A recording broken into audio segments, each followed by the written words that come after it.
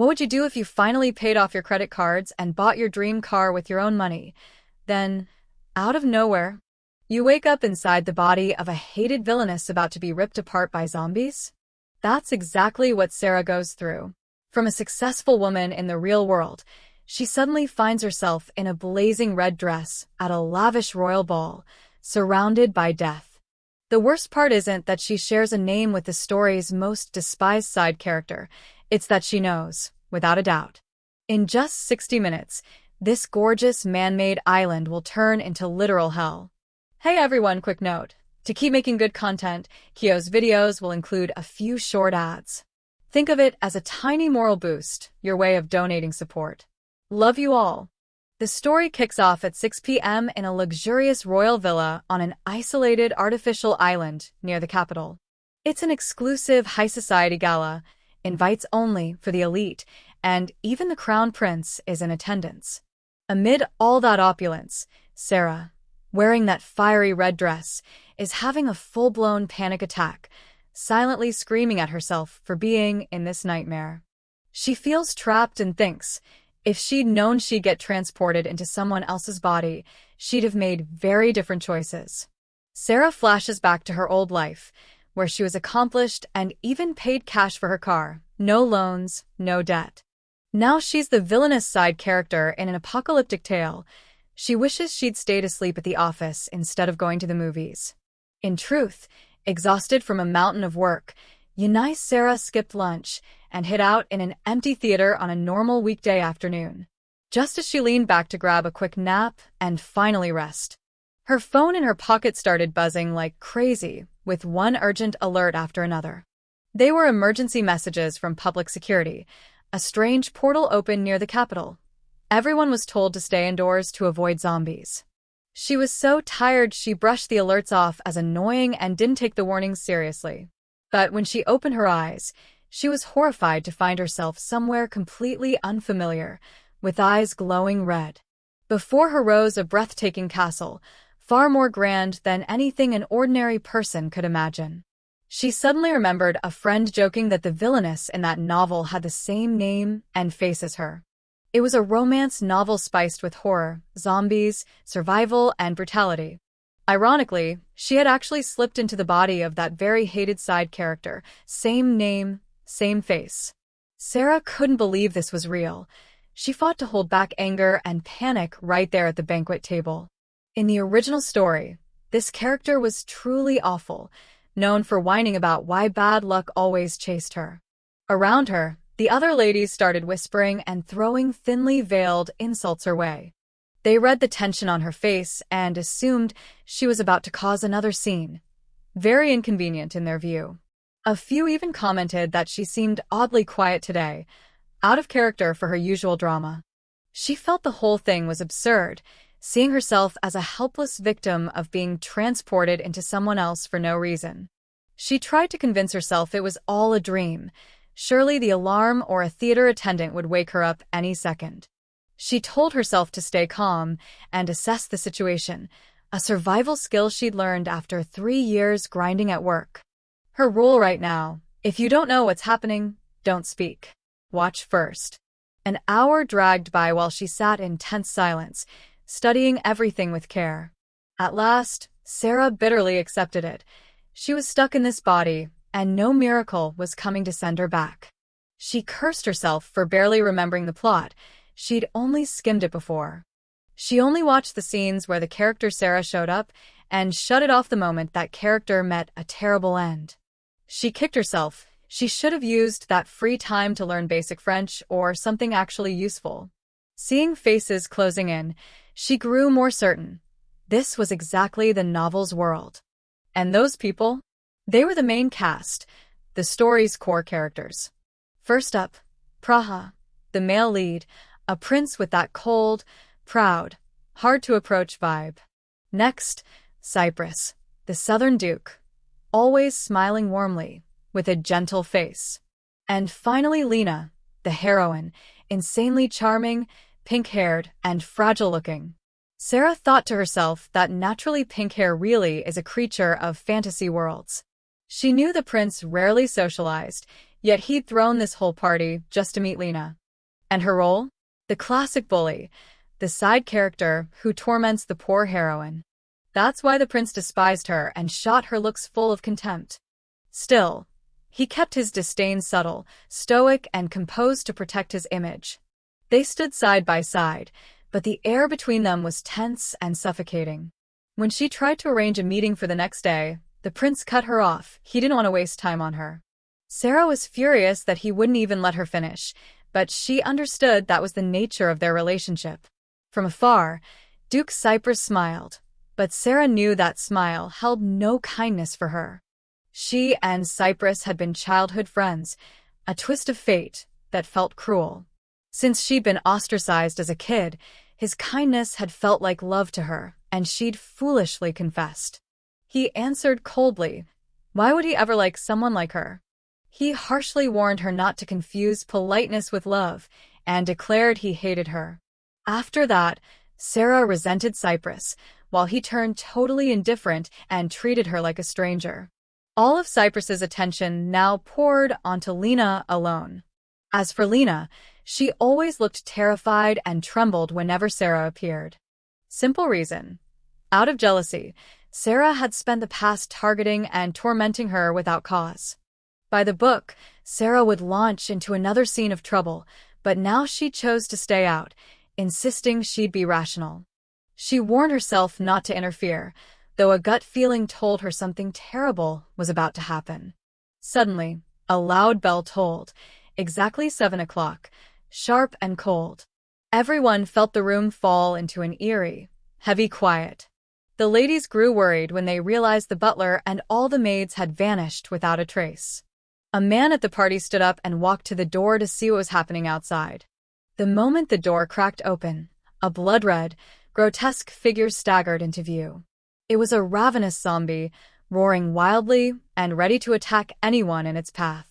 A knight lunged forward, drawing his sword to protect the crowd as fresh blood sprayed, throwing the room into chaos.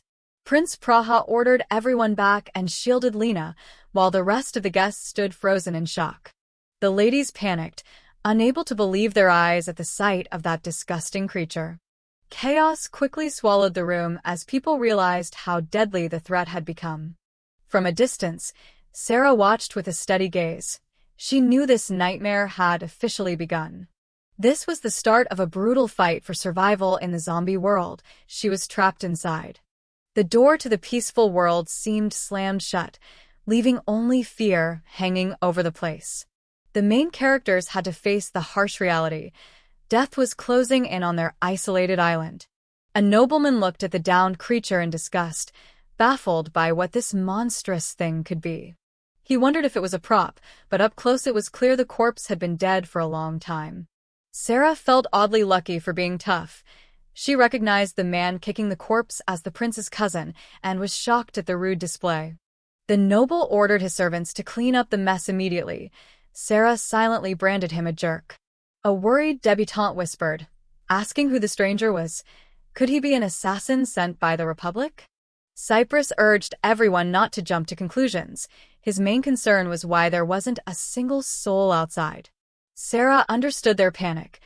No one here could imagine that what looked like a corpse could get up, walk, and infect others. She knew they couldn't picture the impossible, a dead body rising and spreading a contagion. Sarah decided to wait and see, assassin or not. She was curious how an outsider had managed to get onto the island. The ladies whispered that entering the island required permission, which was why guards and maids stayed outside, and now they feared something bad had happened at the palace. Sarah dismissed that theory. She knew the palace was fine. These zombies hadn't come through the teleport gate. They'd fallen from the sky onto the island. A panicked debutante asked about the other knights and servants. Only 2 were here, while Sarah knew the rest were already infected. Sarah felt torn not being able to tell them the truth, when suddenly someone called her name.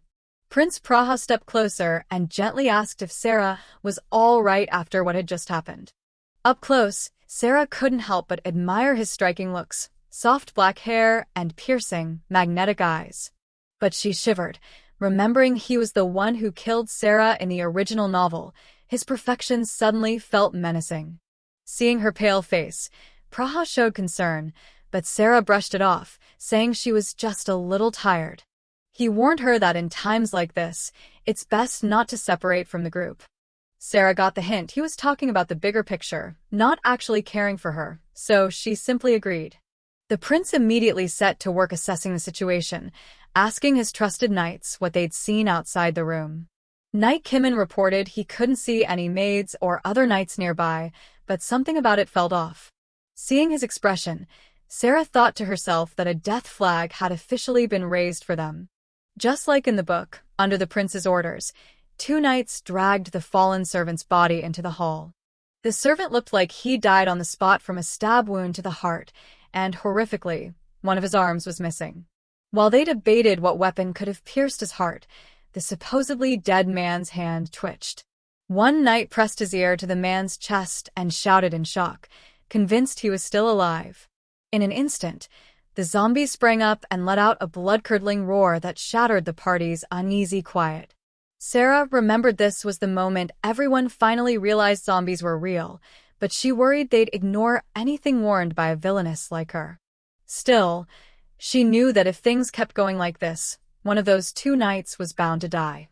Praha ordered them to bring the man inside and said he'd guard the room. He also told the knights to rope him up tight after confirming he was dead. Kimin looked baffled at the idea of tying up a corpse, but the prince insisted it was better to be safe than sorry. Sarah privately thought the rope was pointless and warned herself not to stick her nose in their business. But her instincts wouldn't let her watch disaster happen. She blurted out, interrupting them. She immediately regretted it, scolding herself for losing the calm. She'd need to act like a professional. Tension spiked as every eye fixed on the motionless body on the floor. The knights bristled at taking orders from a woman. They whispered whether she fancied herself the prince's fiancée, but in the end, they chose caution. Sarah handed them a handkerchief and told them to stuff it in the corpse's mouth once they were sure he was dead. She warned in a hard voice, under no circumstances get bitten, and be extremely careful. Kimin stayed dismissive, calling the idea of a moving corpse ridiculous and refusing to take orders from her. Another knight, though, read something real in Sarah's face and thought she might actually be worried about their safety. He decided to follow her instructions, at least play it safe so he wouldn't get ambushed. Sarah felt helpless watching them bring a creature mid-transformation into the room. She sighed, exhausted and wishing she could go home. Cypress gently told her to step back. This place was dangerous. Sarah was startled by his odd behavior and wondered if she was being watched, but pushed the thought aside to focus on the emergency. She worried whether they'd stuff the handkerchief in the zombie's mouth properly. Maybe she should have told them to smash its jaw instead. Kimin knelt and told the prince the servant had clearly been dead for a long time. He said he couldn't bring himself to use Sarah's precious handkerchief on a corpse, which made her shout for him to stay away. Kimin smiled, trying to calm her, saying she was just scared, and at that moment the zombie lunged and grabbed him. Cypress quickly covered Sarah's eyes and hauled her back while she screamed for everyone to watch out. A sickening sound rang out as the zombie bit into Knight Kimin's arm, blood spraying everywhere. Sarah froze, staring at the gruesome, bloody scene unfolding right before her. Prince Praha rushed over, frantic, when he saw Kimin clutching his bleeding arm in agony. Seeing the bite, Praha was stunned. This was exactly what Sarah had warned about, and he turned to thank her, saying Kimin had just narrowly escaped death. Sarah bitterly disagreed inside. She knew the wound was too close to the brain and that Kimin had no real chance. With a pained look, she silently accepted that the knight was beyond saving. Kimin officially became infected. His body started twisting into something terrifying as everyone watched in horror. Another knight drew his sword, eyes hard with resolve but heavy with grief for his fallen comrade. The zombified Kimin roared like a beast and lunged at his former allies with brutal, inhuman ferocity. With a clean, brutal stroke, Praha put down the creature that had once been his loyal knight. The snobby noble from before went pale and started retching, horrified by what he'd just witnessed. He collapsed to the floor, unable to believe such a nightmare could unfold at a party. Lena panicked, screaming that this had to be a nightmare as the dead rose and infected the living. Praha warned that if the palace fell too, no one would come to their rescue, so they had to get out before the monsters overran them. Lena grabbed the prince's hand, desperate, asking about the fate of others still trapped in the mansion. She sobbed, wanting to go save anyone hiding. Sarah watched, curious to see how the two male leads would react to the heroine's plea.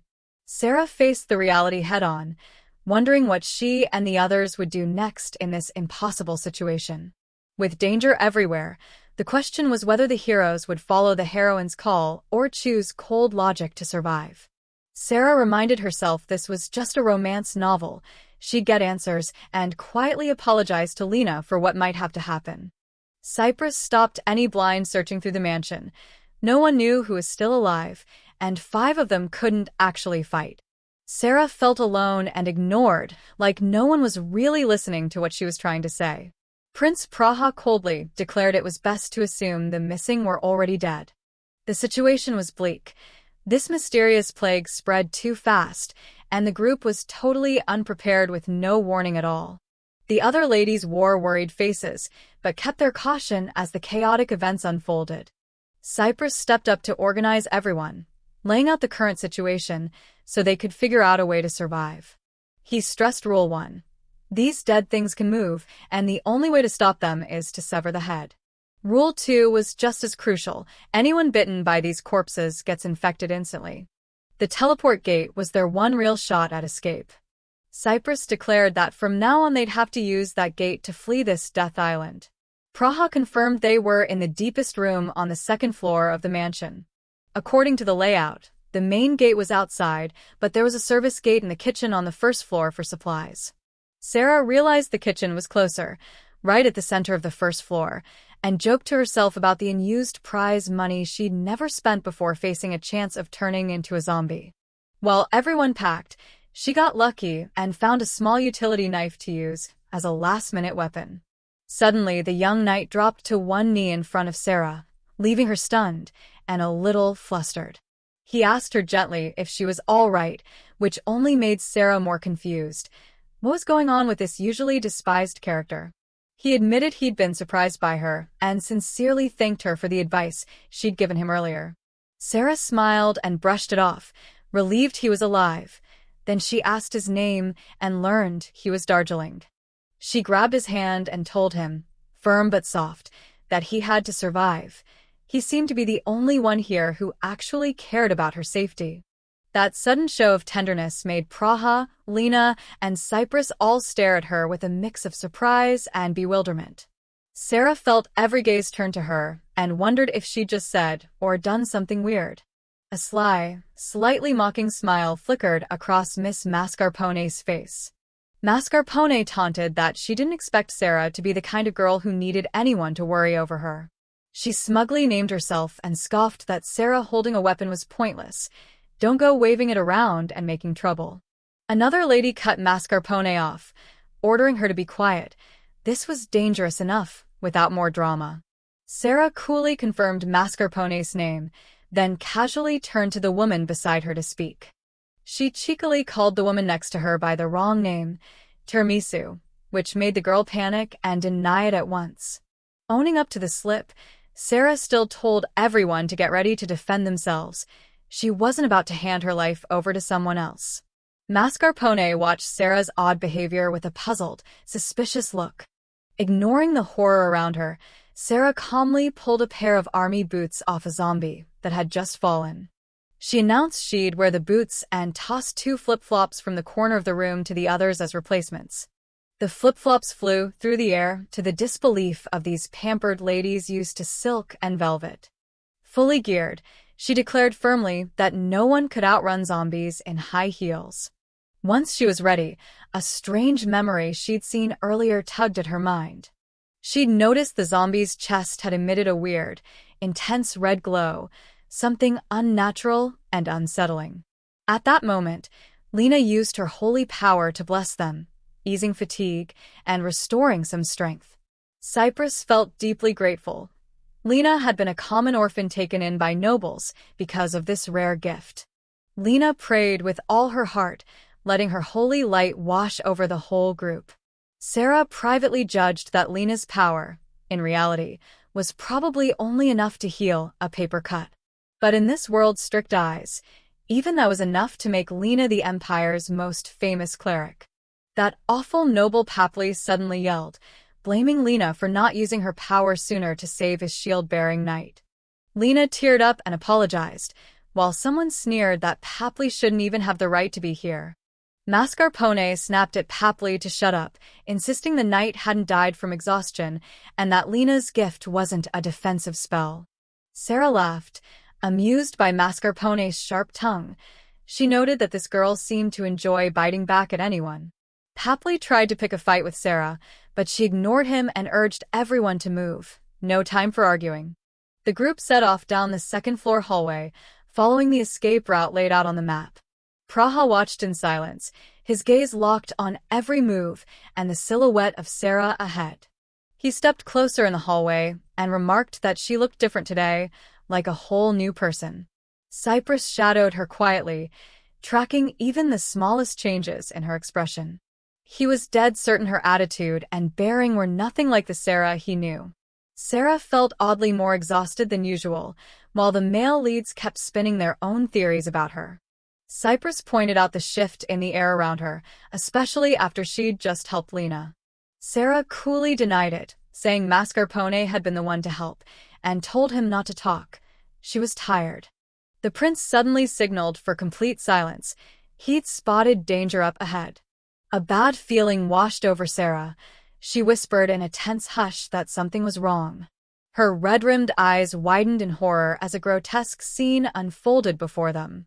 A pile of zombies was surging against the door, trying to break through to the survivors. Lena shrieked in panic while Sarah snapped into action, ready for the looming threat. In the chaos, Sarah's sturdy army boots stood out, a small sign she'd actually prepared for this. Sarah tripped and let out a yelp, tumbling hard to the floor.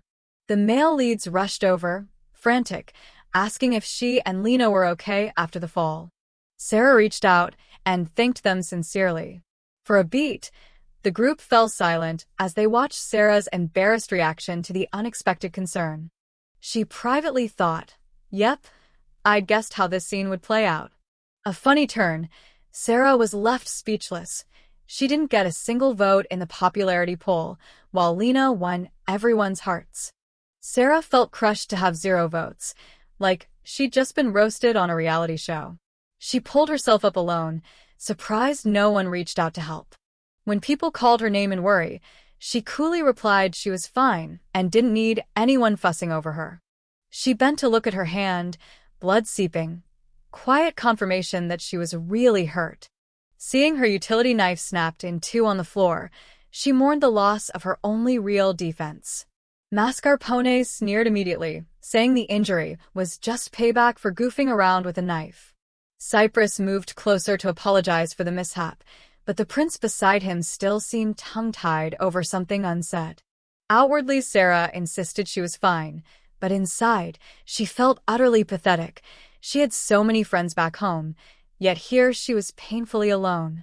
Lena suddenly collapsed and sobbed, blaming herself for all the bad things happening. The pink-haired girl begged to use her power to heal Sarah, but Sarah waved it off, telling her to stop. She didn't need it. Lena's eyes filled with tears, guilt written all over her face, as if she'd caused the group's misery.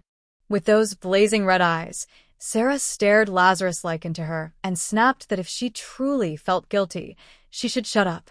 She stood, fixed her clothes, and urged everyone to move, though she couldn't shake the feeling that something was wrong. They tried to push forward, but were stopped by a towering pile of corpses on the central stairs. The other path was too far away to reach. In the dimness, a zombie suddenly went down with a clean, decisive stab. Cypress spoke up, saying that was the last walking corpse in the area after he'd cleared a path for the group. It looked like the creatures had piled onto the main staircase on purpose, trying to stop anyone from reaching the room they were hiding in. Seeing it was too risky to linger in the hallway, the group ducked into an empty room nearby to catch their breath. They piled into the spare room on the second floor and flopped down on the floor, tension finally draining from them. Mascarpone couldn't hide her fear. She silently prayed nothing else undead would show up. Cypress agreed, but warned that from the number of bodies in the hall, plenty of zombies were probably still lurking elsewhere. The noble ladies wondered how the undead had even gotten past the stair guards to get so deep inside. Praha mused and suggested they'd used a secret servant passage to slip by unnoticed. He explained that the tunnel ran inside the walls, letting the monsters move fast and quiet without anyone seeing. After the prince's explanation, Sarah suddenly realized another danger was quietly circling the group. A clear layout flashed in her mind. The central stairs were a nest of undead, and she began mapping where the servant passage must be. She suggested they use that service passage to drop down quickly, since the main stairs were basically unusable. Then she remembered there was a good chance the zombie that bit the servant was still wandering inside that very passage. Knowing the passage was dangerous, Sarah decided their only real option now was to take the left staircase. People worried the distance was too far and asked if there was any other viable escape route. Mascarpone anxiously asked how far they'd actually have to travel in their exhausted state.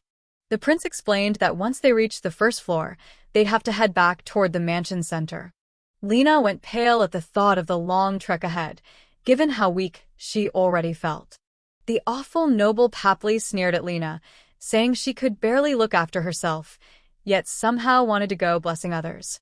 Sarah inwardly fumed that Lena should have used her power earlier, while Papley started showing his true selfish colors. He brazenly suggested the men should run first and save themselves.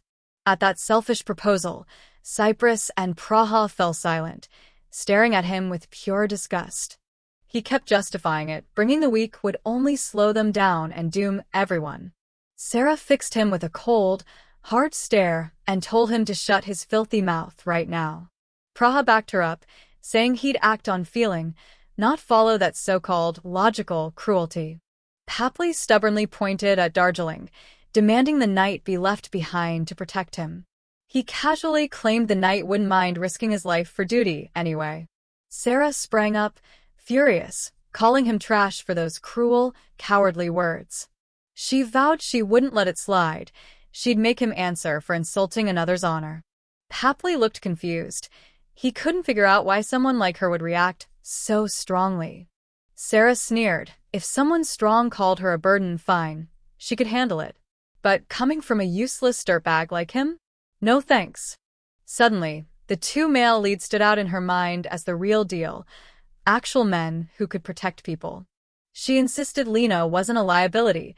She had holy power, and reminded him not to forget who'd just helped restore his strength.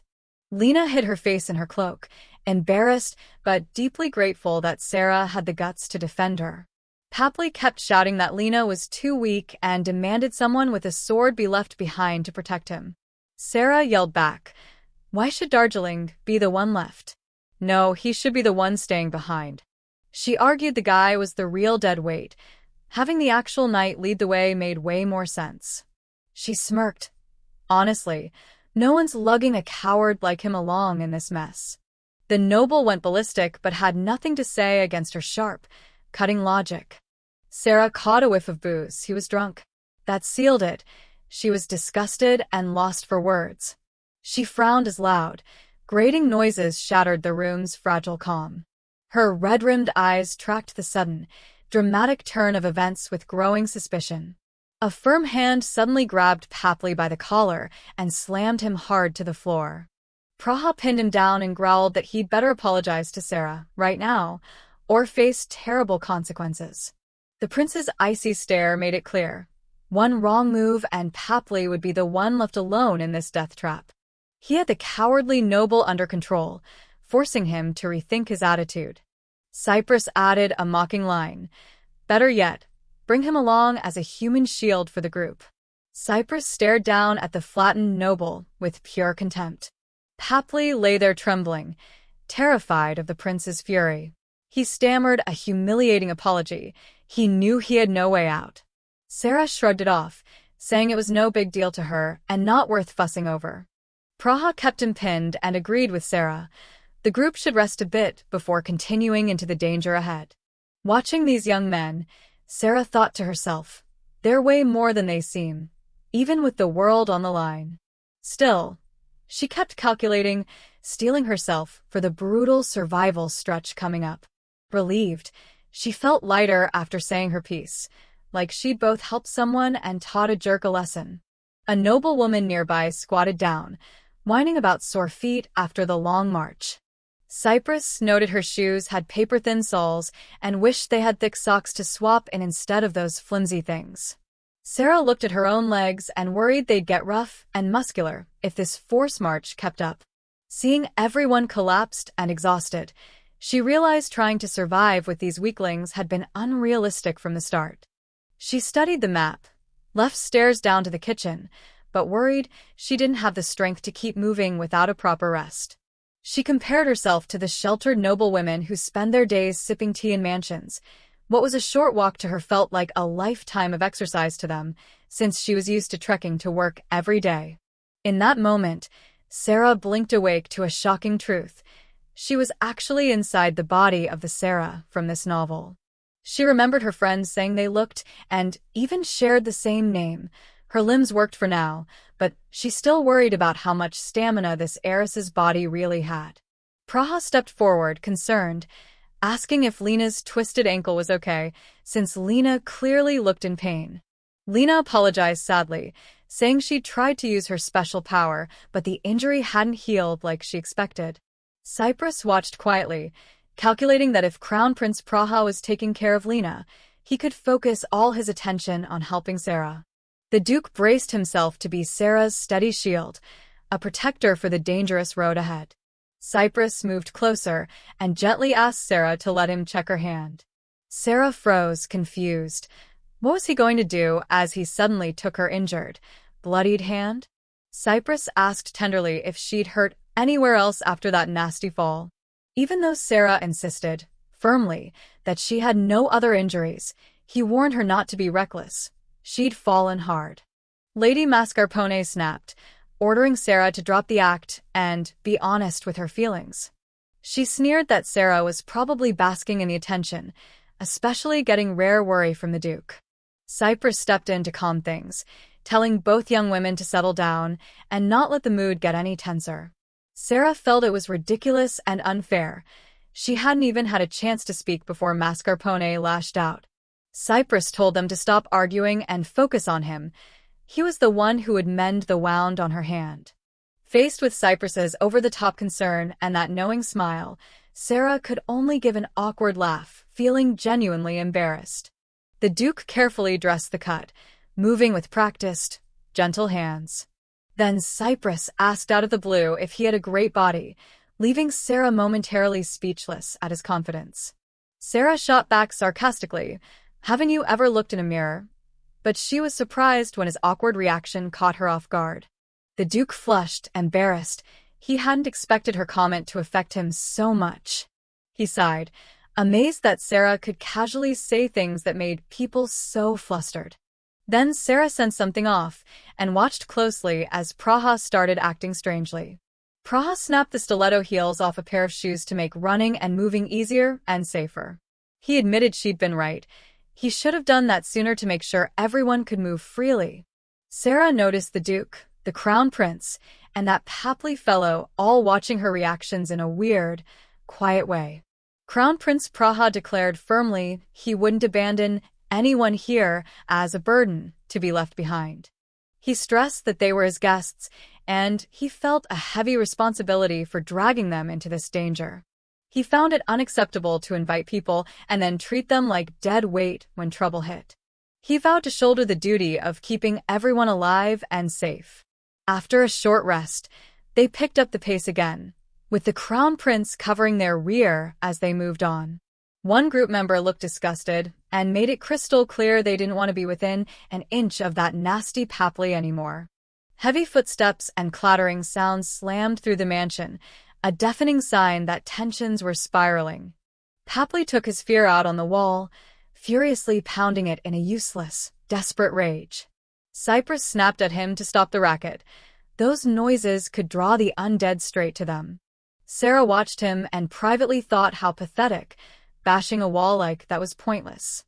Then she noticed something crucial, and a flash of shock and fear crossed her face. She asked the prince if the injured servant might have used that hidden passage, and where exactly it led. Praha explained the passage was right next to the room they'd been sheltering in. A chill ran down Sarah's spine as she wondered, could a servant with a severed arm really have slammed that door shut? Strange noises and a tremor behind the wall made Papley and the group freeze in terrified silence. Then a series of loud thuds rang out, and Sarah screamed for everyone to run. Now, amid the chaos of their escape, Sarah suddenly realized Praha wasn't right beside her anymore. She panicked and demanded to know what he was doing. He dropped to his knees to set a magic trap in the middle of all this. She yelled, "Does he want to get himself killed staying behind like that?" He coolly asked why she wasn't running. She shot back just as coolly, "Because you didn't run, so I couldn't either." The prince's eyes flashed with a cold, iron resolve as the danger closed in. Suddenly, he grabbed Sarah from behind. She jerked in surprise, a mix of shock and fear spilling out. Praha scooped her up and sprinted off just as blood-red corpses smashed through the barriers and destroyed his trap. He shouted that the trap was ruined and told her to forget it and focus on running for their lives. Sarah panicked. Being carried like this felt humiliating and made it impossible to run properly. The group raced down the stairs at full tilt, monsters hot on their heels. Footsteps and screams echoed through the once grand hallways, turning the mansion into a nightmare. Cypress led the way, urging everyone to cut down the corridor ahead to find cover. Praha shoved Sarah into a room just before the bloodthirsty dead could reach them. He snapped the curtain shut, trying to throw off the snarling horrors outside. At last the whole group regrouped in the dark room, shaken and exhausted from the chase. Praha ordered complete silence, stay calm, and don't let the monsters sniff out their hideout. But then he froze in horror. There weren't any doors in this part of the house at all. Sarah nearly lost it with fear, screaming inside that things had gotten way too dangerous. Her chest tightened, and she struggled to breathe as she realized just how close she'd been to Praha. She demanded to be put down immediately. Praha seemed briefly embarrassed and quickly apologized for his abrupt move. At the window, Sarah peered out, worried by the swarm circling the mansion. How could they sneak into the kitchen without getting spotted? Seeing the packed mob of undead screaming below, she froze. This was bad. They'd basically walked into a death trap. The mansion map showed the kitchen was still a long, dangerous trek down to the first floor from their current gallery. Sarah wished there was an exit on the opposite side. Right then, one of the ladies loudly wondered why everyone had gathered in such a remote wing. Despite being scolded for shouting, Grand Duke Cypress shrugged it off, smirking that only some foreign princesses blessed by fate would dare yell at him like that. Sarah, speechless, thought there really are women out there so bizarre they leave you without words. Cypress told the group he'd scoped things out, and the deeper parts of the mansion seemed a lot quieter. Praha calmly asked if there were any other passages or exits besides this corridor they could use. Sweating and tense, Cypress had to admit the harsh truth. There were no other exits. The news hit everyone like a punch. No way out meant the only entrance they'd used was now the most dangerous spot. The undead's roar right behind the door was ear-splitting, making the room feel suffocating and electric with fear. Sarah stared reality in the face with burning eyes and, bitterly, admitted they were fully surrounded and trapped. In that desperate moment, she suddenly fixed her gaze on Lady Mascarpone, calculating something behind her stare. She remembered there was one critical question she needed to ask that lady, right now, to find any clue for survival. Sarah asked if the Mascarpone family dealt in magical goods, and whether the lady carried any sort of protective talisman or weapon. Mascarpone, clearly annoyed, snapped that she had nothing useful on her. She huffed that she'd left everything back at the palace. Who could have imagined such a nightmare would happen? Sarah was baffled, wondering why Mascarpone was overreacting and snapping at her like that. A memory from a party years ago popped into her head. Mascarpone had loudly mocked Sarah as uncouth for flouting dress codes. Back then, furious at the insult, Sarah hadn't hesitated to grab the girl and teach her a lesson, the sort of brawl people remembered. After that scandalous fight, Mascarpone had been humiliated enough to avoid showing her face for a long time. Realizing the lady thought she was being mocked, Sarah quickly apologized and explained she'd only asked out of caution. She stood and asked if she could go deeper into the gallery to check things out, surprising everyone around her. When Praha asked why, Sarah shrugged and said she wanted to take a little look around, and the prince agreed. A soft, shimmering light washed the space as she stepped into the exhibit of the mansion's prized relics. Her footsteps echoed among gleaming swords and glittering jewels displayed under the lights. Walking in silence, Sarah felt the weight of responsibility settle on her shoulders for the group's fate. She regretted that if she hadn't provoked that awful noble, the undead wouldn't have swarmed from the servants' passage, and they wouldn't be trapped. She told herself she had to break through. After all, she was the protagonist. Protagonists don't just die off like that. Then she spotted strange writing on a display plaque and gasped. She could actually read it. The plaque praised the great Emperor Brockle, ruler of a continent where the sun never sets, hailed for eternal glory. She whooped with delight. Turns out she could actually read these ancient symbols with shocking ease. Scanning the room full of royal treasures, Sarah hoped she'd find something that could actually help them escape. She lifted a golden goblet and, half joking, begged every deity and even every zombie movie director she could think of for help.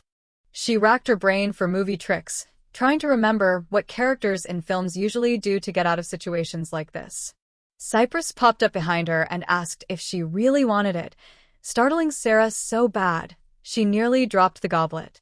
He explained the mansion was the prince's childhood home. Praha had actually lived here for about half a year when he was little. Leaning close, Cypress whispered that this piece had been kept since then, and no one would notice if she swiped it. Sarah thought, deadpan, that the gods might be watching, but more importantly, this duke would be the first to tattle on her.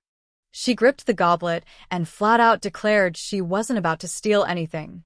The duke watched her strange, almost noble reaction in silence, his face thoughtful. He honestly asked if she really thought he'd be the type to rat her out to others. Sarah fumbled for an answer, and Cypress suddenly stepped closer, urging her to be honest. He flashed a charming smile and asked if he'd ever do anything to put her at a disadvantage. She avoided his eyes and said matter-of-factly that reporting a thief was just what a good citizen would do. Cypress felt a sting. Her trust in him was zero, even though he'd come all this way to protect her. He asked quietly if she was still hung up on past slights, if old hurts were coloring her view. She pictured the moment he only looked out for Lena during a crisis, leaving Sarah stunned on the ground, ignored. Sarah gave a small smile and said she wasn't bothered. People only feel betrayed when their expectations are dashed. She walked off coolly and insisted she'd set no expectations for either of them from the start. Sarah started tying her hair back for action, while Duke Cypress watched from right behind her. In her memory, seeing her fumble with her hair, Cypress gently offered to help tie it up properly. She brushed him off immediately, no way. She worried the style would be ruined and wouldn't even move her neck. She remembered. To get ready for the escape, she tore off the cumbersome skirt and shoved her feet into army boots she'd pulled from a corpse. Watching those rough, decisive moves, Cypress couldn't help thinking she'd become strangely different from before. She said people get disappointed easily when others betray what they expect. With a flat expression, Sarah declared she'd never really expected anything from either of them. She insisted she had pride too. If she had to choose between saving the Duke or the person she loved falling into the water, she'd pick the one she loved, so he shouldn't worry. Cypress murmured that the one she liked was Prince Praha, yet Praha himself was showing special concern for Lena. Sarah found the whole romance mess annoying and decided she'd give up and look for a better man. She joked that with Cypress's height, kissing him would probably be a real workout. She drew a clear line. The girl who once liked them was the old Sarah. This Sarah? Not interested. Faced with her blunt, almost brutal honesty, Cypress suddenly burst into a delighted laugh. He laughed and warned her not to make him laugh more, teasing that she was the one who kicked off this whole comedy. He joked that her words and her face didn't match at all, like his butler whenever the boss said something dumb. Cypress told her to head back. The front could be dangerous, but Sarah had other ideas. She wanted to go the opposite way. Then they rounded a corner and found a nightmare, a headless corpse lying in a long pool of blood in the mansion's dark hallway. Seeing Sarah freeze at the sight, Cypress explained that's exactly why he'd insisted on staying close, to keep her safe. He asked gently if she was okay after the shock, while Sarah couldn't help wondering if the Duke himself had taken that thing down. Cypress admitted it was Sir Darjeeling who actually chopped the zombie's head off. Sarah made a mental note not to cross that guy. Curious, Sarah bent down and touched the arm of the corpse as it began to twitch into something foul. Inside its chest, she found a glowing red crystal. She pocketed it, figuring it might come in handy for surviving whatever came next. Cypress asked if the body meant anything to her, if it was someone she knew, since she looked so lost in thought. A flash of memory hit her. This was the servant who first brought water and chatted with her right after she woke up in this body. Sarah shoved those extra feelings aside. Right now, finding a way out mattered more than anything. She leaned in and whispered a bold idea.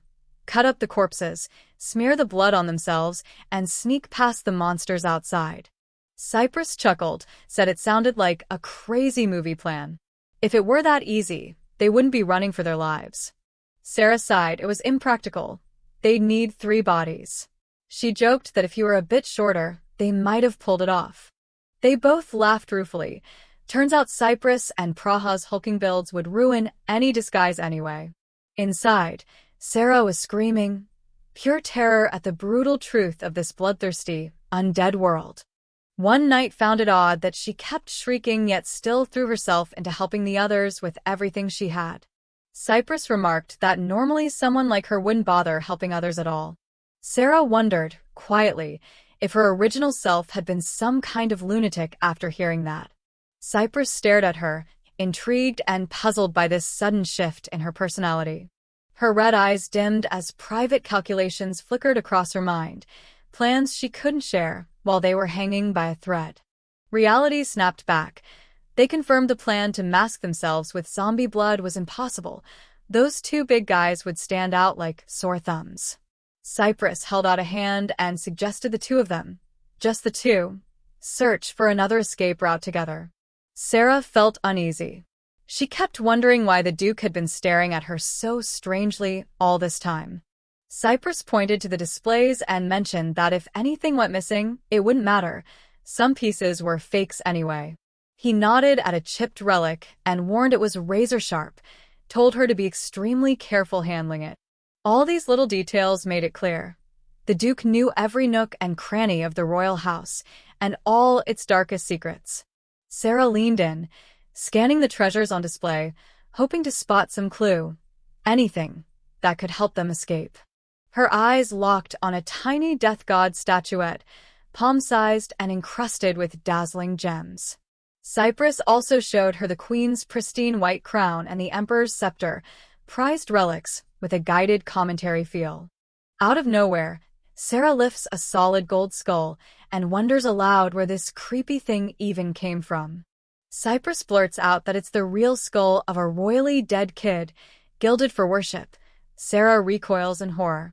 He laughs and jokes that she should say hello. Apparently it's his uncle, while she frantically tries to set it back because she's freaked out.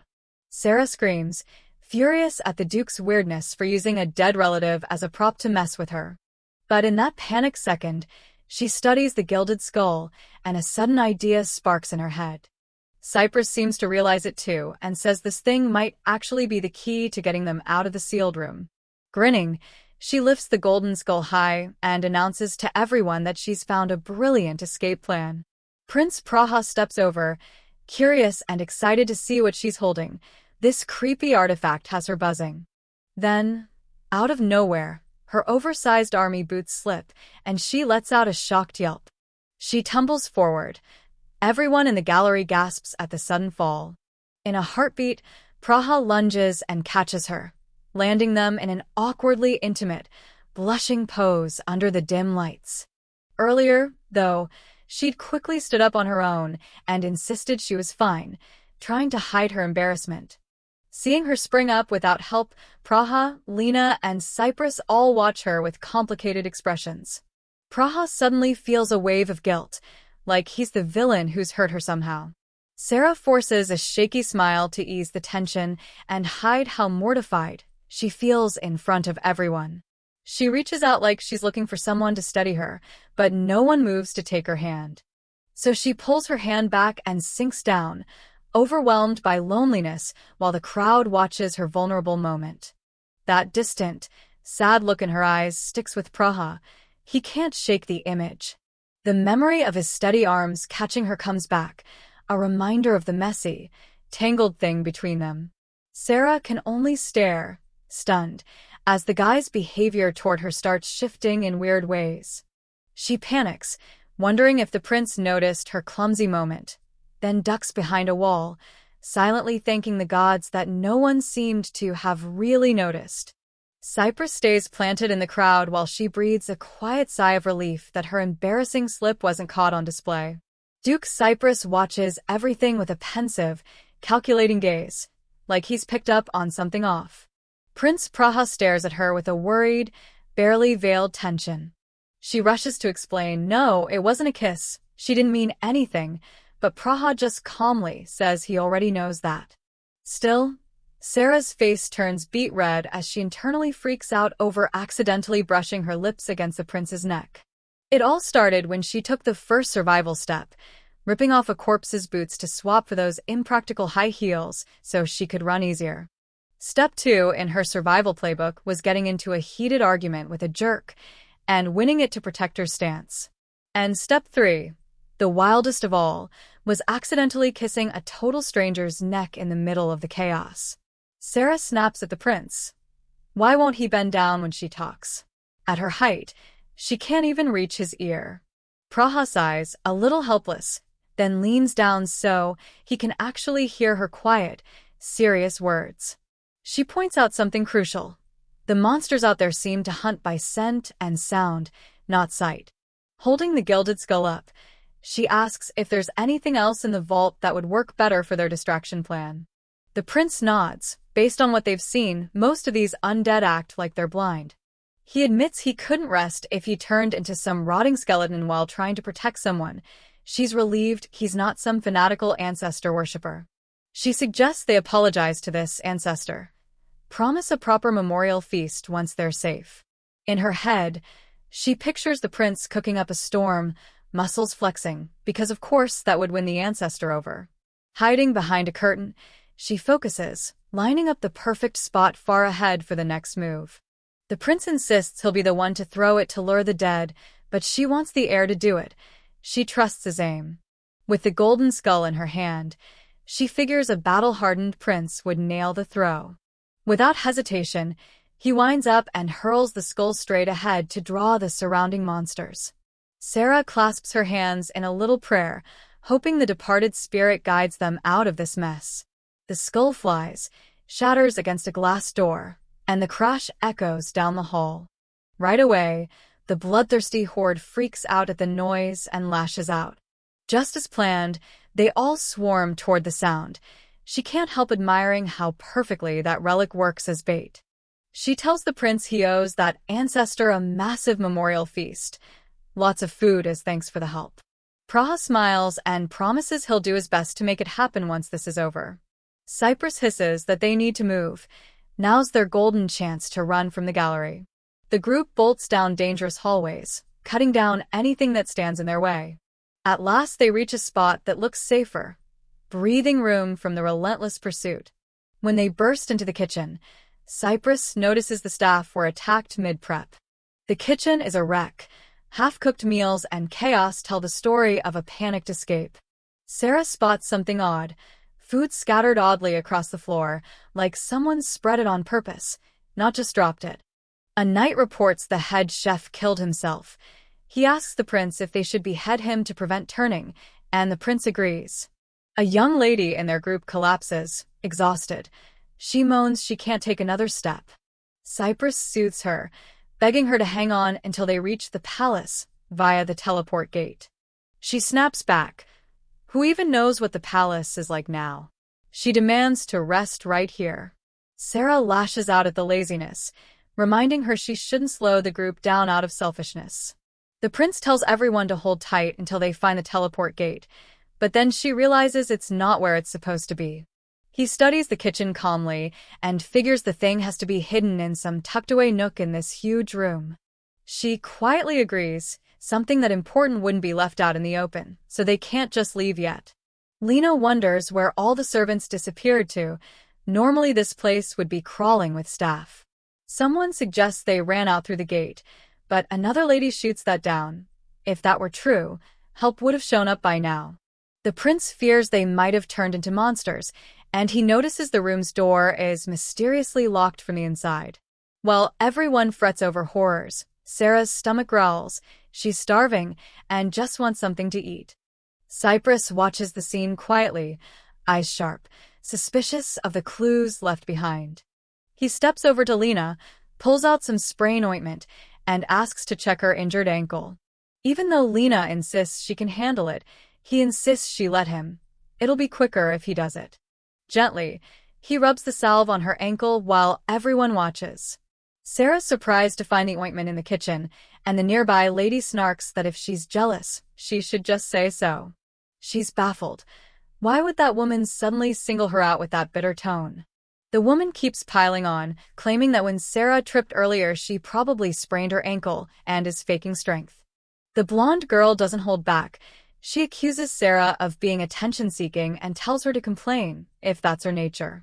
Hearing this, the prince worries and asks if Sarah really did hurt her ankle like the other girl claimed. Sarah waves it off fast, insisting she's fine and can walk perfectly well on her own. She's tired of being talked about even when she stays quiet. All she wants now is to find the gate and get out of here. She thinks to herself how things always twist into the unexpected, whether at the office or inside a novel like this. Staring at meat smeared with zombie blood, she wonders, if you ate that, would you catch the virus? She decides to pick only the safest-looking food and quietly regrets not having read the book more closely before. Lucky for her, she finds a jar of almonds intact while the other ladies just gawk at her. She winks and tells everyone she can't fight on an empty stomach.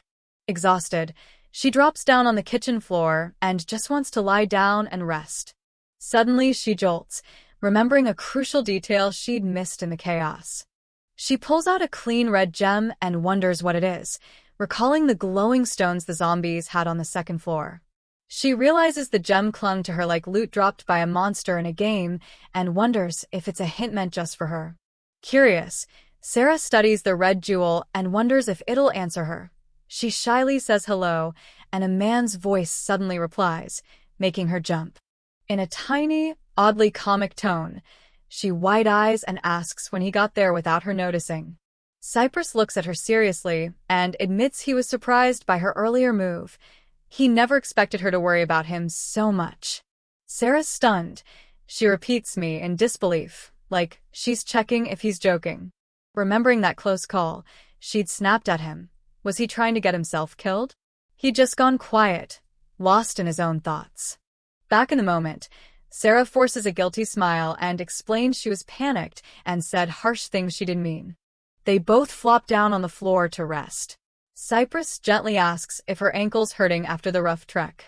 She laughs it off. She was just startled earlier and didn't think straight, then tells him not to be so formal about it. Sarah insists she's fine. Those boots do the work, and with a teasing tone, points out Lena looks worse and should get attention first, even though inwardly she's secretly annoyed seeing the guy she likes hurt. The prince stays silent, brooding, lost in thoughts about her odd, fearless attitude. She smiles and reassures him she isn't sulking. Really, she's okay. No need to worry so much. He stares at her, deep and intense, then quietly says his concerns aren't what she thinks.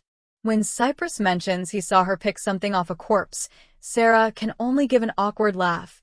She hadn't planned to hide it anyway. She opens her palm to show a glowing red gem and asks if he's ever seen anything like it. He shakes his head and wonders if it's really that important. Watching his blank look, she realizes no one else seems to see the gem. It only appears when it's in her hand. She dodges the mystery with a flippant lie. She just picked it up because it looked pretty. No big secret. He nods, noting her explanation, about to say more, while she watches his every move, perplexed. Holding an apple, he sincerely apologizes for all the hardships the guests have endured on this trip. He promises that once they return safely to the palace, he'll make it up to her, host her properly. She just stares at the apple in his hand. Suddenly, hurried footsteps pound the room. A knight bursts in, frantic, asking if the young lady is hurt. She reassures him she's fine, wondering if he tracked her down out of worry, and wonders if everyone thinks she ran off in a sulk. Darjeeling blushes and insists of course he was worried. He promised he'd protect her at all costs. She tells him not to fuss and focus on the mission. The knight juggles protecting the nobles, watching their backs, and acting as a dependable aide in bloody fights against the undead. Sarah watches his weary back under the weight of power struggles and thinks to herself that he might be the most pitiful person here. Darjeeling points out she's hurt in the hands too, but she stubbornly brushes it off. Just a scratch, not a real injury. He presses, worried. This is the first time a lady like her has taken a wound like this, and he can't hide his concern. She smiles gently and says everyone has a first time, he needn't make a big deal out of it. The knight thanks her sincerely for sticking with them, even if it sounds a bit awkward. That catches her off guard. Cypress praises her quick thinking and admits the group wouldn't have gotten far without her, which makes her wonder if he's always been this way or if he's changed. She downplays it modestly. He's flattering her. Even without her, they'd find a way out using their own skills. Out of the blue, he asks why she hid the ankle pain, and she flushes, embarrassed that he saw through her tough act. He insists that honesty matters now as much as ever, while she falls silent and stares at her aching feet.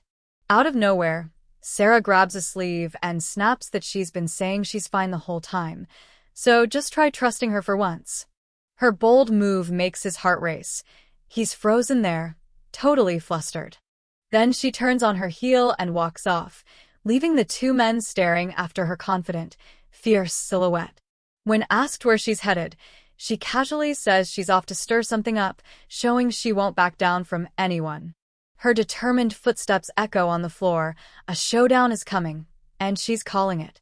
She approaches someone and orders them to eat it right now. No refusals. Lena, confused, protests. Sarah explains that since she's the only one who hasn't eaten, wasting food would be a crime. Seeing hesitation, Sarah bluntly asks if she actually plans to eat it, and the girl mumbles a shaky yes. Sarah reminds her to chew well. Lena obediently bites into the pastry under Sarah's stern watch. She keeps rummaging for food and feels satisfied. She managed to stash 2 pieces of bread for later. She tells herself that with this tiny stash, she can handle the hunger and keep her strength up. She grumbles that her pocket is too small to hold much, but in an emergency you take what you can. Bits of food drop on the floor and Miss Mascarpone scoffs, calling it rude and lacking class. After eating, the woman sighs like she's been reborn and urges everyone to move to the teleport gate. Now. Praha speaks up, dead serious. He has urgent news about that gate. At that tone, the girls go pale. They can tell something bad is coming. Everyone gathers close. The air thickens with tension as they brace for the worst. The prince admits with pain that he can't find the teleport gate where it's supposed to be. A collective gasp rips through the group. Their only escape route might be gone. A man chuckles coldly, saying he always suspected things would end like this. Papley screams that they should have ditched these people from the start and run for their own lives. One girl breaks down, sobbing. She can't accept this cruel, hopeless reality. Another lady panics too, whining she doesn't know what to do and hoping it's all a terrible lie. Sarah watches the crying with a puzzled look. To her, it's not worth the tears. Maybe the gate is just hidden.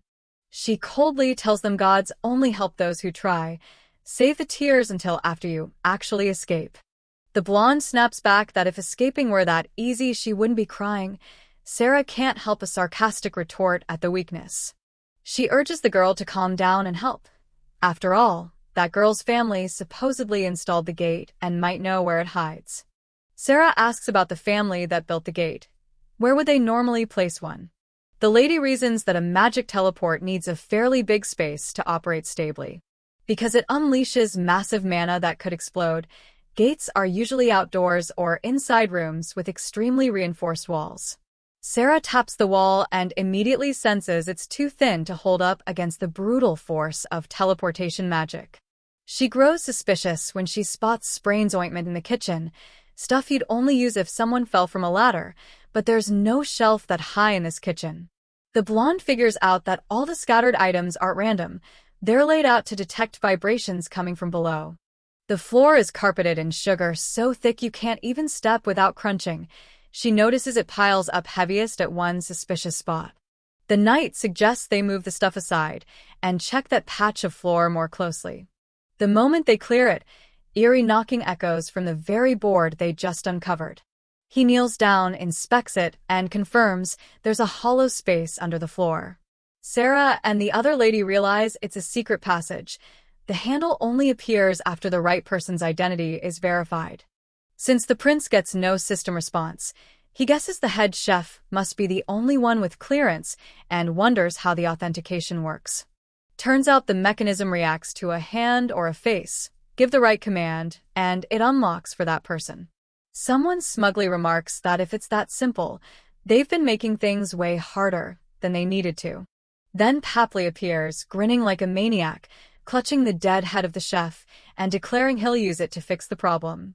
Cypress calls Papley's name sharply and tells him to calm down. This isn't the time to rush in. They need to think it through. Papley snaps back that when lives are on the line, there's no time for talking, then coldly slams the head onto the floor to trigger the passage. One of the ladies points to a strange red mark on the handle and asks if someone painted it to make it easier to spot. Sarah stares at it, tense. Something about this feels horribly wrong. She wonders why the chef would kill himself here instead of using the gate to escape. Why go through the trouble of spreading sugar all over the room to hide this entrance before dying like that?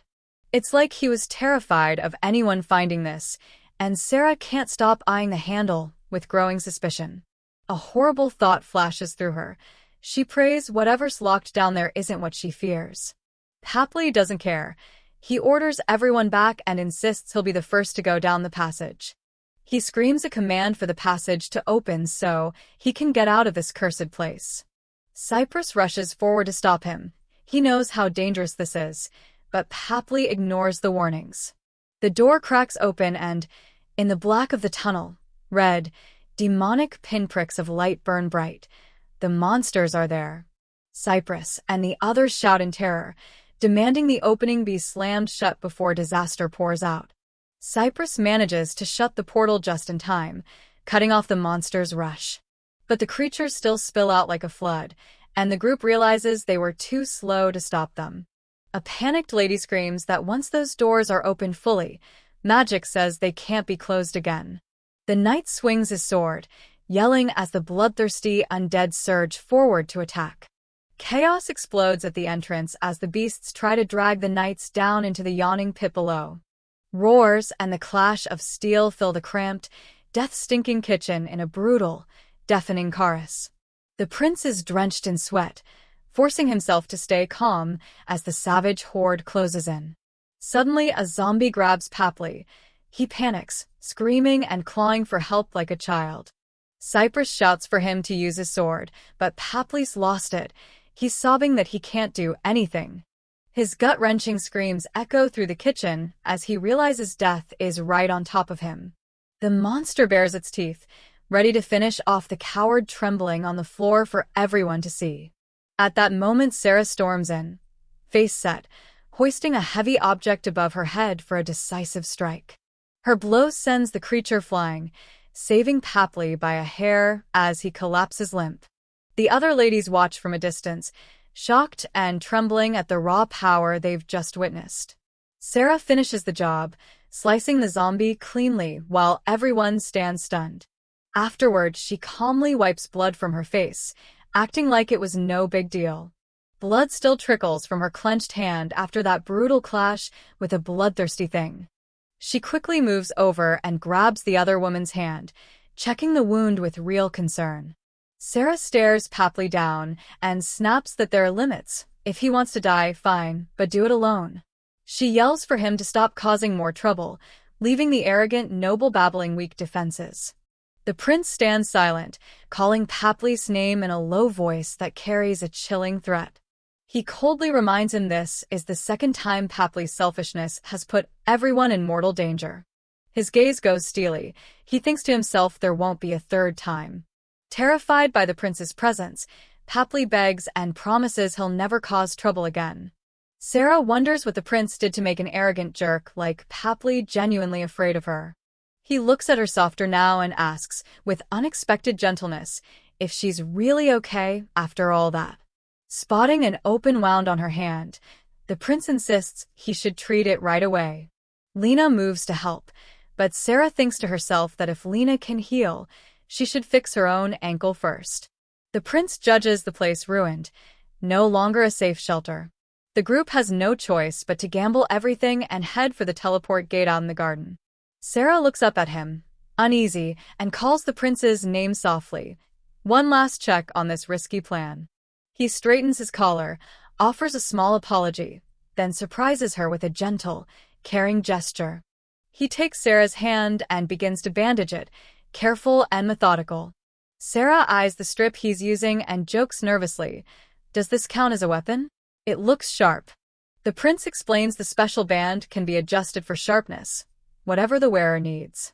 When he finishes, he assures her the wound will heal faster if it's held steady. She murmurs a thank you. In her small, almost adorable form, Sarah decides she should scavenge a few useful items while they're still in the kitchen. Standing amid the wreckage, she asks curiously how they usually make fire around here. Scanning the room, she realizes fire would work, burn off the heads, and the monsters fall like flies. The prince hefts a big jar and raises an eyebrow, skeptical about using fire to take on the monsters. Sarah says there are too many undead to chop through one by one. Molotovs would be way more effective. She insists she'll build the things herself, clear a bloody path for the group. The main guys exchange looks, stunned. Did she really just claim she can make something that complex? Sarah grins confidently and jokes that for an ambitious young lady this is basic knowledge, though she admits she learned it from movies. Cypress gives her a knowing look and says she's way different from the versions he knew before. To prep their escape, Sarah suggests making Molotovs. Anyone can throw them, so they're perfect for the unarmed. Prince Praha looks flustered when they start talking about lighting fires. He sheepishly admits it's his first time in a kitchen, and he assumed the flames never went out here. Sarah is speechless at his lack of practical sense and bluntly asks if he's planning a ritual but doesn't even know how to start a basic fire. Cypress laughs when Praha's ears go red with embarrassment, then ribs Sarah, saying she doesn't exactly look like a pro either. Sarah admits she's not an expert. She's used to flipping a switch to get flames, and this ancient kitchen has no modern stove in sight. Stuck for options, the blonde noble volunteers to teach everyone how to do it. She reaches into the mansion's storage and pulls out an old magic staff, starting the prep moves.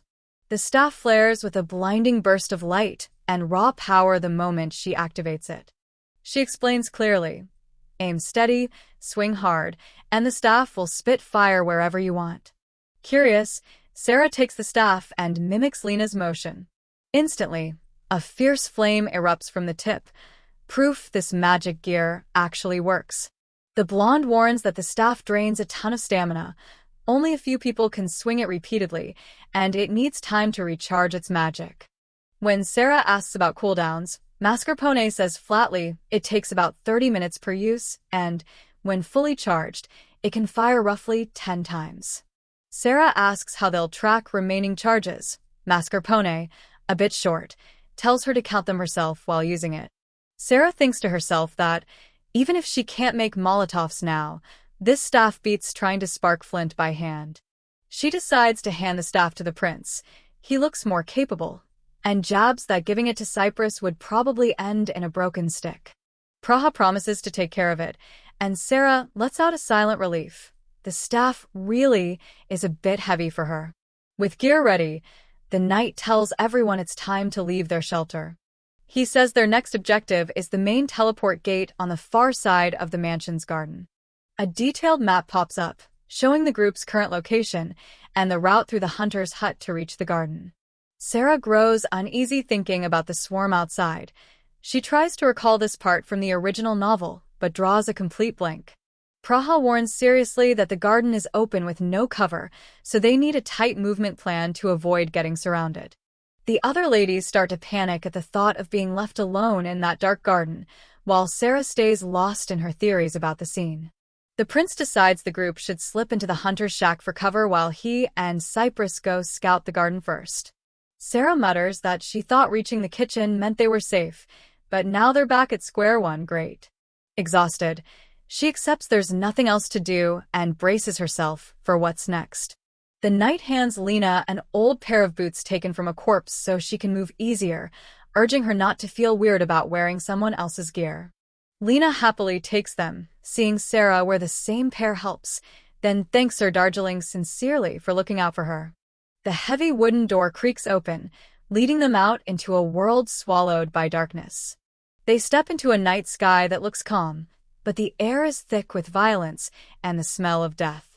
One of the ladies panics and grabs her neighbor's hand when eerie, terrifying sounds roll in from the distance. The moans and growls of the undead echo around them. The monsters are close. Praha tenses up so hard he's sweating bullets as those ominous noises head straight for them. Outside the hunter's shack, the scene is horrendous. Red-eyed corpses linger, surrounding the area. A grotesque beast looms right at the entrance. Counting quickly, there are at least 6 of them posted up in front of the hut. The group hold its breath, watching from a distance and doing everything they can not to make a sound. Praha grimly reports things are getting worse. The undead seem to have slipped inside the shelter too. Sarah asks, half-joking, if they should split up, 8 people, 1 monster each. Cypress teases her, saying the way she clenches her fists makes her look like a warrior ready for battle. Then, he tells everyone to stop daydreaming. They don't need to charge and swinging.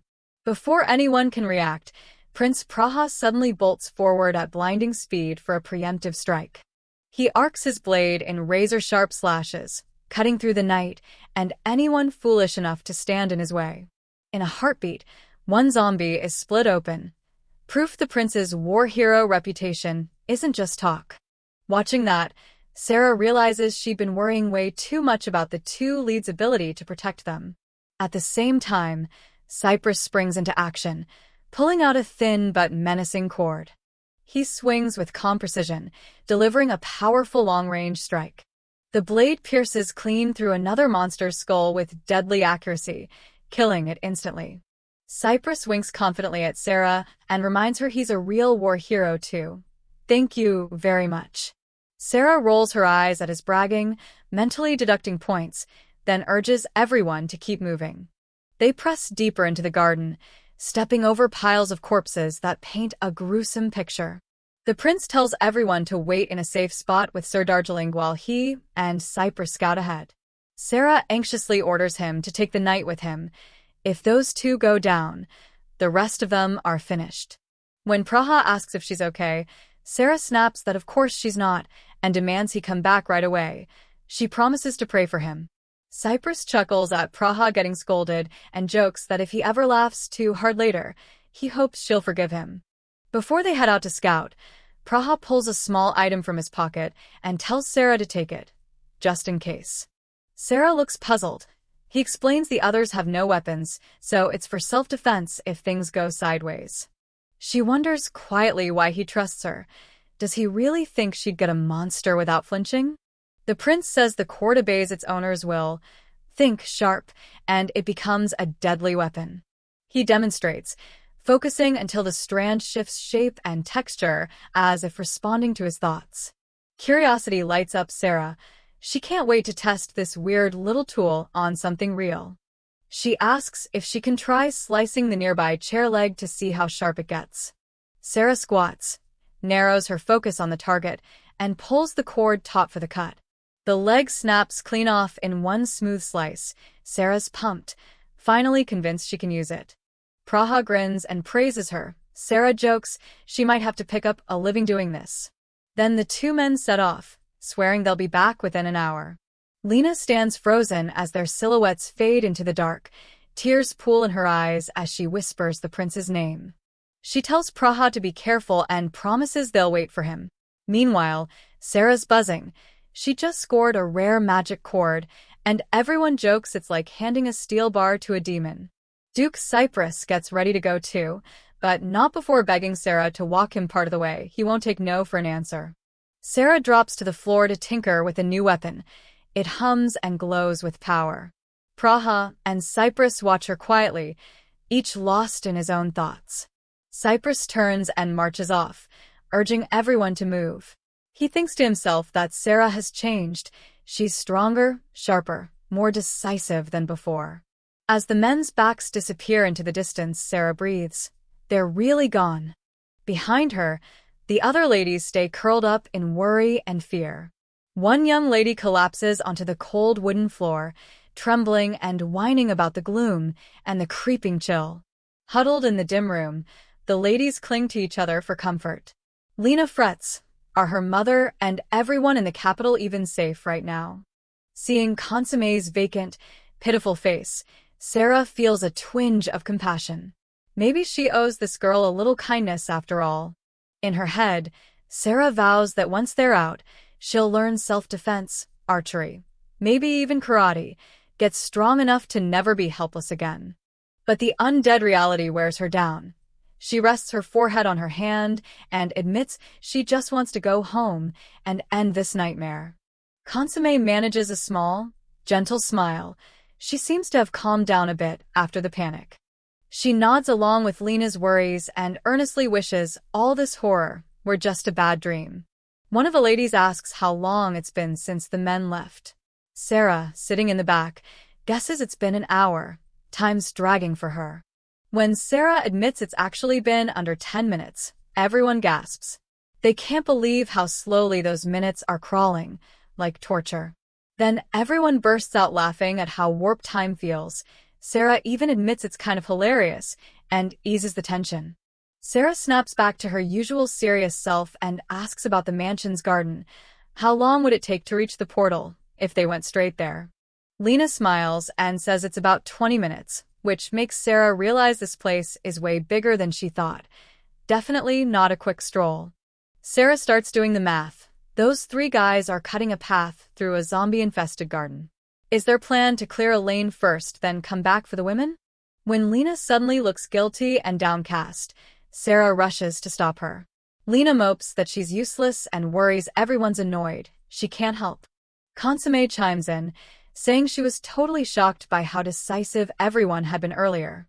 They all replay the image of Sarah swinging that heavy thing to finish off a corpse. That moment proved she's tougher than she looks. Consomme admits she thought Miss Papley was about to be attacked, and the rest just stood there, helpless. The young lady bows her head in shame and apologizes for feeling useless during their escape. Lena starts listing everyone's strengths to lift spirits. Sarah's a killer in a fight, and Lena says she has a kind of holy strength. Even Miss Mascarpone played a key role. She found the exact entrance to the portal. Consomme feels down again, thinking she's the only one who hasn't pulled her weight. Sarah quickly reassures her, and jokes there's even a worse man here than anyone else. Sarah asks if any of them have ever seen a moving corpse before. Lena and Consomme both shake their heads. This is their first real brush with horror. With steady eyes, Sarah says no one can be blamed for being useless the first time they face this. Staying calm and not panicking is already a win. Consomme is deeply moved by Sarah's kindness and encouragement, whispering that Sarah is truly a good person. Consomme's eyes fill with tears. She never imagined she'd get warm comfort like this from someone with Sarah's reputation. She takes Sarah's hand and introduces herself properly as Consomme. This feels like the start of a real friendship. Sarah smiles and promises she won't forget Consomme's name again, then gives her own name with a small, sincere bow. The four girls sit together in the wooden room, now bonded, ready to face whatever comes next as a unit. Time ticks on, an hour and a half since the men left. The awful noble shrinks into a corner, cut off from the women's new camaraderie. Suddenly, brilliant flashes and harsh clashes erupt in the distance. The fight of their lives is underway as the men risk everything to carve a path to safety for them all.